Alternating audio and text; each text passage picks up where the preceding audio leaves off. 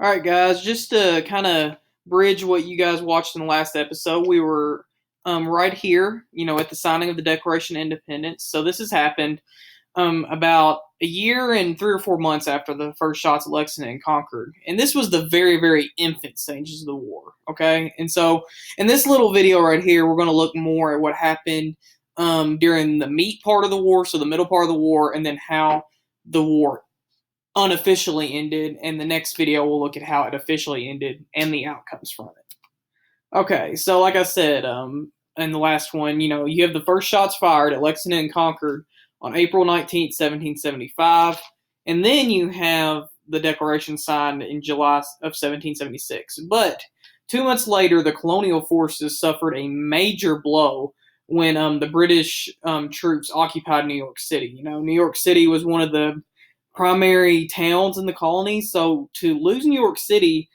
was significant, especially with New York having a significant loyalist population. New York was one of those places where really the Patriots struggled to gain a significant stronghold. And that's why from December 1776, this painting right here that many of us have seen our entire lives, of Washington crossing the Delaware. And honestly, we've heard that so long, but we don't understand what the significance of it is. And it was just a morale boost for the troops more than anything. The British had taken over New York City, and Washington taken these forces that included several famous Americans. Alexander Hamilton, future President Monroe was part of this leading charge, and they crossed the Delaware and they surprised the Haitians, or the German mercenaries that were being paid by the British, at Trenton, and only like less than 10 American casualties, and they captured 1,000 of these Haitian troops. And so this was huge because they took over Trenton, and then about a week later they took over Princeton. So you have the colonial forces starting to gain a presence in New Jersey. And so that was a big battle. And then you fast forward about 10 months later, and the Battle of Saratoga.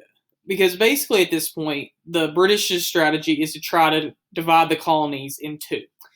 And they meet at the Battle of Saratoga in upstate New York, and the colonists win a very tactical victory. And it is so significant because almost directly out of this, the French and Americans signed the French alliance. I know you guys are thinking, wait, Mr. Brown, there's a 4-month gap between it. Okay, guys, this was before they had like cell phones or even like telephones or even telegraphs, so news traveled back and forth across the ocean fairly slow. And so once the French get into the war, this is a big thing because this will help us later. Now, it is also important to remember that later in the war, it was not going well in the South. Savannah, Georgia fell in 1778. Charleston fell in 1780. There was a significant loyalist population in the South Carolina backcountry. It was a lot going on in the South. The British were dominating the war.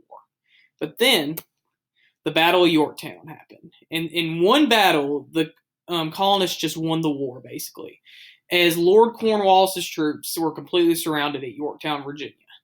And the French and the Americans on the land, especially the colonial forces, were blocking the French from escaping on this peninsula, at Yorktown.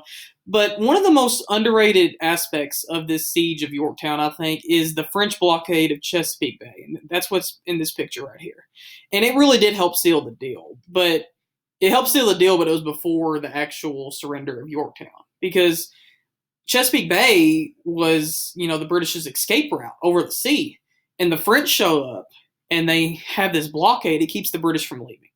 And the British have no choice but to surrender. They're out of food. There is no way for them to get out of this except surrender. And during this siege, Americans only lose 88 soldiers. 7,000 British soldiers are captured.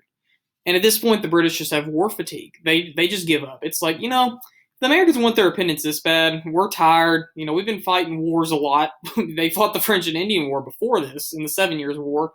They're tired of war. And they're like, let's just give the Americans their independence, and that's where we are today. That's how we got our independence.